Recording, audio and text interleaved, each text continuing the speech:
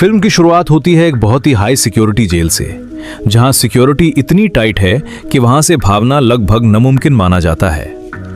इसी जेल के अंदर एक नया कैदी लाया जाता है जिसका नाम है क्वां। आज उसका पहला दिन है और जेल के हर कैदी की नजर उसी पर टिकी हुई है। बाहर की दुनिया के हिसाब से क्वां कोई आम इंसान नहीं, बल्कि एक खतरनाक क्रिमिनल है। उस पर एक छोटी बच्ची के साथ घिनौना जुर्म करने और उसका मर्डर करने का इल्जाम है, लेकिन असली सच कुछ और ही है। क्वां का इस क्राइम से दूर दूर तक कोई लेना देना नहीं था। वो एक बड़ी साजिश का शिकार बन चुका था। कुछ दिन पहले की बात है। क्वां अपना ज्यादा वक्त एक गेमिंग कैफे में ऑनलाइन गेम्स खेलते हुए गुजारता था। उसकी कोई परमानेंट जॉब नहीं थी, इसलिए गेमिंग ही उसकी रूटीन बन चुकी थी। एक शाम गेम खत्म होने के बाद उसकी नजर पास वाली टेबल पर पड़े एक मोबाइल फोन पर जाती है। फोन लगातार रिंग कर रहा होता है। क्वां कॉल रिसीव करता है। दूसरी तरफ एक लड़की बहुत परेशान आवाज में बताती है कि वो अपना फोन गलती से कैफे में भूल गई है। वो क्वां से रिक्वेस्ट करती है कि अगर मुमकिन हो तो फोन उसके घर तक पहुंचा दे। पहले क्वां सीधा मना कर देता है, लेकिन जब लड़की कहती है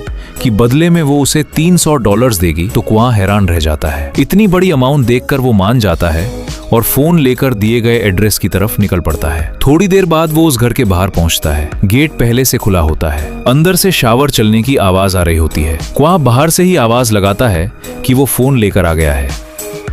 बाथरूम के अंदर से लड़की कहती है, फोन बेड पर रख दो और पास में रखे पैसे लेकर चले जाना। क्वां बिल्कुल वैसे ही करता है। फोन बेड पर रखता है, पैसे उठाता है और वापस निकलने लगता है। जाते वक्त वो एक बात जरूर कहता है, दरवाजा इस तरह खुला मत छोड़ा करो, कोई भी अनजान आदमी अंदर आ सकता है। लेकिन इस बार अंदर से कोई जवाब नहीं आता।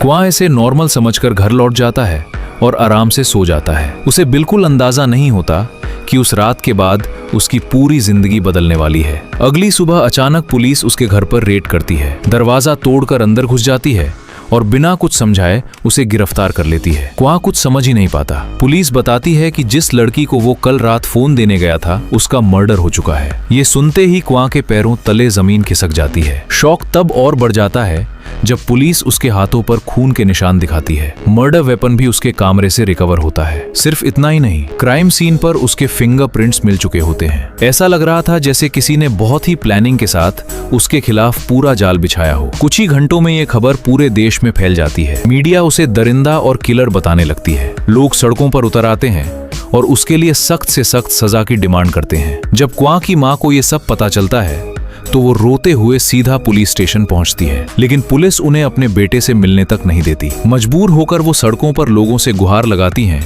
कि उनका बेटा बेकसूर है और उसे झूठे केस में फंसाया गया है। मगर उस वक्त किसी को उनकी बात पर यकीन नहीं होता। काफी कोशिशों के बाद आखिरकार क्वां की मां एक मशहूर लॉयर मिस्टर मिन के ऑफिस पहुंचती हैं। वो हाथ जोड़कर उनसे रिक्वेस्ट करती हैं कि उनके बेटे का केस ले लें। पहले तो मिन सीधा मना कर देता है, क्योंकि उसके सामने जितने भी एविडेंस थे सब क्वां को ही क्रिमिनल साबित कर रहे थे। लेकिन जब वो एक बेबास मां का दर्द देखता है तो उसका दिल पिघल जाता है और आखिरकार वो केस लड़ने के लिए हाँ कर देता है। कुछ दिनों बाद कोर्ट की पहली हियरिंग होती है। गवर्नमेंट लॉयर एक एक करके सारे एविडेंस जज के सामने पेश करता है। Murder weapon, fingerprints, CCTV footage और फोरेंसिक रिपोर्ट्स, हर चीज क्वां के खिलाफ जा रही होती है। बाहर मीडिया और पब्लिक का प्रेशर भी इतना ज्यादा होता है कि कोर्ट को भी जल्दी फैसला सुनाने की डिमांड की जा रही होती है। इसी प्रेशर के चलते जज बिना ज्यादा देर किए क्वां को गिल्टी डिक्लेयर कर देता है और उसे लाइफ इम्प्रिजनमेंट की सजा सुना दी जाती है। जज का मानना था कि बेरोजगारी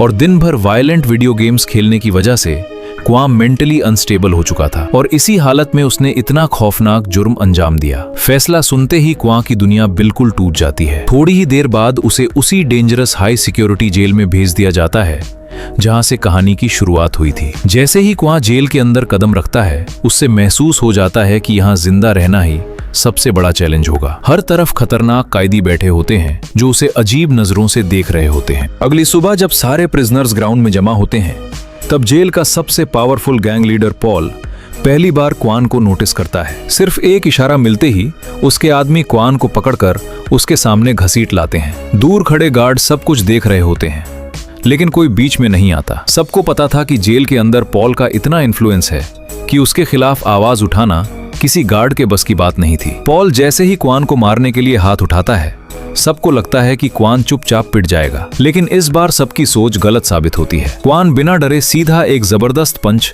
पॉल के चेहरे पर दे मारता है। पूरे ग्राउंड में सन्नाटा छा जाता है। पॉल की जिंदगी में शायद पहली बार किसी ने उसके मुंह पर हाथ उठाया था। अगले ही सेकंड पॉल का गुस्सा फट पड़ता है। वो अपने सारे आदमियों के साथ मिलकर क्वान पर टूट पड़ता है और उसकी बहुत बुरी तरह पिटाई करता है। जब क्वान लगभग बेहोश होने लगता है, तब जाकर गार्ड्स बीच बचाव करते हैं। लेकिन सबसे बड़ी नाइंसाफी ये होती है कि पनिशमेंट सिर्फ क्वान को मिलती है। उस पर ही लड़ाई शुरू करने का इल्जाम लगा दिया जाता है। सजा के तौर पर उसे 30 दिन के लिए सॉलिटरी कन्फाइनमेंट यानी अंधेरी काल कोठरी में डाल दिया जाता है। पूरे 1 महीने तक क्वान वहीं अंधेरे में अपनी जिंदगी के सबसे मुश्किल दिन गुजारता है। जब 30 दिन बाद वो वापस बैरक में लौटता है, तो उसे लगता है शायद अब सब कुछ नॉर्मल हो जाएगा, लेकिन असल में उसकी असली मुसीबत अब शुरू होने वाली थी। पॉल और उसका गैंग दोबारा उस पर हमला कर देते हैं। इस बार वो सिर्फ पिटाई नहीं करते, बल्कि उसके बॉडी में एक अजीब सा केमिकल इंजेक्ट कर देते हैं। उस केमिकल का असर इतना डेंजरस होता है कि क्वान अपना मेंटल कंट्रोल खो देता है और खुद को ही नुकसान पहुंचने लगता है। उसकी हालत देखकर जेल एडमिनिस्ट्रेशन घबरा जाता है। उसे तुरंत मेडिकल वार्ड शिफ्ट किया जाता है,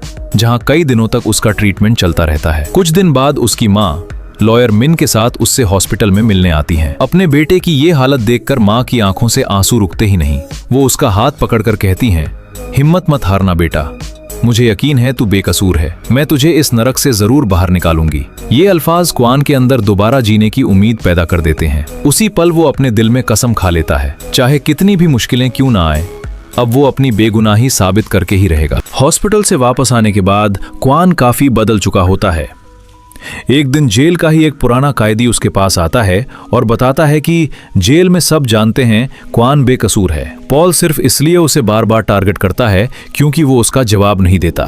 ये बात क्वान के दिल पर लग जाती है। वो फैसला कर लेता है कि अब और जुल्म नहीं सहेगा। कुछ दिन बाद जब पॉल के आदमी दोबारा उस पर हमला करने आते हैं, तो इस बार क्वान पहले ही तैयार होता है। वो पेन और कुछ छोटी मोटी चीजों की मदद से अपने लिए नुकीले वेपन्स बना लेता है। जैसे ही अटैक शुरू होता है, क्वान एक एक करके पॉल के सारे आदमियों को हरा देता है और आखिर में पॉल को भी बुरी तरह पीट देता है। लेकिन अगले ही दिन लॉयर मिन उससे मिलने आता है। इस बार उसके चेहरे पर उदासी साफ दिख रही होती है। वो क्वान को बताता है कि उसकी माँ अब इस दुनिया में नहीं रही। ये खबर सुनते ही क्वान के होश उड़ जाते हैं। मिन बताता है कि लोगों ने रोज रोज एक किलर की माँ कहकर उन्हें इतना जलील किया कि वो ये सब बर्दाश्त न कर सकी और उन्होंने अपनी जान दे दी। क्वान पूरी तरह टूट जाता है, लेकिन उसे अपनी माँ की आखिरी बात याद आती है कि उसे हर हाल में अपनी बेगुनाही साबित करनी है। इसी गुस्से में वो दोबारा पॉल पर हमला कर देता है। दोनों के बीच जबरदस्त फाइट होती है और इस दौरान पॉल का चक्कू क्वान के पेट में लग जाता है। दोनों बुरी तरह जख्मी हो जाते हैं। पुलिस उन्हें ट्रीटमेंट के लिए एम्बुलेंस से हॉस्पिटल ले जा रही होती है। रास्ते में क्वान बेहोशी का ड्रामा करता है और अचानक गार्ड्स पर अटैक कर देता है। वो एक ऑफिसर से चैन की चाबी ले लेता है, लेकिन इसी बीच एम्बुलेंस का एक्सीडेंट हो जाता है। इस अफरा तफरी का फायदा उठाकर क्वान बाहर निकलता है, अपनी जंजीरें खोलता है और जंगल की तरफ भाग जाता है। एक ऑफिसर उस पर गन तान लेता है, लेकिन शायद उसे भी यकीन हो चुका होता है कि क्वान बेकसूर है, इसीलिए वो गोली नहीं चलाता और क्वान को भागने देता है। जंगल से निकलने के बाद क्वान कुछ नए कपड़े चुराकर अपना लुक बदल लेता है और पुलिस से बचता हुआ वहां से निकल जाता है। जेल से भागने के बाद पूरी पुलिस क्वान को ढूंढने लगती है। रास्ते में उसकी मुलाकात एक कपल से होती है जिनकी कार खराब होती है। क्वान उनकी कार ठीक कर देता है और शुक्रिया के तौर पर वो लोग अपनी कार उसके हवाले कर देते हैं। सबसे पहले क्वान लॉयर मिन के घर जाता है। मिन उसे उसकी माँ का नेकलेस देता है और कहता है कि पुलिस के सामने सरेंडर कर दो। ये बात सुनकर क्वान को मिन पर थोड़ा शक होने लगता है, इसलिए वो वहां से निकल जाता है। बाद में एक साइबर कैफे में क्वान अपने केस से जुड़ी खबरें देख रहा होता है। तभी उसे एक ऑनलाइन डॉक्यूमेंट्री मिलती है जिसमें बताया जा रहा होता है कि क्वान को झूठे केस में फंसाया गया है। ये डॉक्यूमेंट्री हैरी नाम के राइटर ने बनाई होती है। क्वान उससे मिलने जाता है, लेकिन वहां जाकर पता चलता है कि हैरी कोई लड़का नहीं बल्कि यून नाम की एक इंटेलिजेंट हैकर लड़की है। इसी बीच कैफे का मैनेजर क्वान को पहचान लेता है और पुलिस को इन्फॉर्म कर देता है। यून फौरन क्वान को वहां से निकालकर अपने सीक्रेट हाइडआउट ले जाती है, जहां उसकी पूरी गेमिंग टीम भी मौजूद होती है। सब मिलकर असली किलर और इस साजिश के पीछे छुपे मास्टरमाइंड को ढूंढने का प्लान बनाते हैं। यून और उसकी टीम इन्वेस्टिगेशन शुरू करती है। सीसीटीवी फुटेज चेक करते वक्त उन्हें हर क्राइम सीन के आसपास एक ही डिलीवरी ट्रक बार बार नजर आता है। जब यून उस ट्रक का डेटा डेटा हैक करती है तो पता चलता है कि वो फेक आइडेंटिटी पर रजिस्टर हुआ था। क्वान उस ट्रक का पीछा करते हुए एक लग्जरी अपार्टमेंट तक पहुंचता है। यून की हैकिंग की मदद से वो फ्लैट के अंदर घुस जाता है, लेकिन अंदर का मंजर देखकर उसके होश उड़ जाते हैं। एक बड़े बॉक्स के अंदर एक फेमस टीवी एक्टर की लाश पड़ी होती है। तभी कुछ सीक्रेट एजेंट्स वहां आते हैं और असली एविडेंस हटाकर फेक फिंगरप्रिंट्स और दूसरे सबूत रखने लगते हैं ताकि किसी बेकसूर को फंसाया जा सके। यही क्वान को सबसे बड़ा झटका लगता है। उसे पता चलता है कि इस पूरी साजिश के पीछे कोई और नहीं बल्कि लॉयर मिन ही है। वो पैसे लेकर फेक एविडेंस बनाता है और मासूम लोगों को कातिल साबित कर देता है। अब क्वान समझ जाता है कि उसके साथ भी बिल्कुल यही खेल खेला गया था। क्वान एक्टर के फ्लैट से फेक फिंगरप्रिंट्स की फोटोज ले लेता है और यून को भेज देता है। इन्वेस्टिगेशन के बाद पता चलता है कि ये फिंगरप्रिंट्स सो नाम की एक मासूम लड़की के हैं जिसे मिन अपना अगला शिकार बनाने वाला था। तब क्वान को एक और बड़ा राज पता चलता है। जिस लड़की ने उससे फोन करके मोबाइल घर पहुंचाने को कहा था, वही लड़की अब सो को भी झूठे बहाने से उस फ्लैट में बुला रही थी। अब क्वान उस मिस्ट्री कॉलर को पकड़ने निकलता है, लेकिन वो बाइक पर बैठकर भाग जाती है। क्वान उसका पीछा करता है, लेकिन रास्ते में उसकी कार खराब हो जाती है। इसी दौरान अचानक पॉल अपने आदमियों के साथ वहां पहुंच जाता है। वो क्वान को पकड़कर एक सुनसान जगह ले जाता है और उस पर टॉर्चर शुरू कर देता है। खुशकिस्मती से यून पुलिस को क्वान की लोकेशन भेज देती है। पुलिस के आते ही हंगामा मच जाता है और क्वान मौका देखकर वहां से निकल जाता है। यूं भी अपनी कार लेकर आ जाती है और दोनों वहां से बच निकलते हैं। रास्ते में यूं को क्वान की मां के नेकलेस के अंदर एक जीपीएस ट्रैकर मिलता है।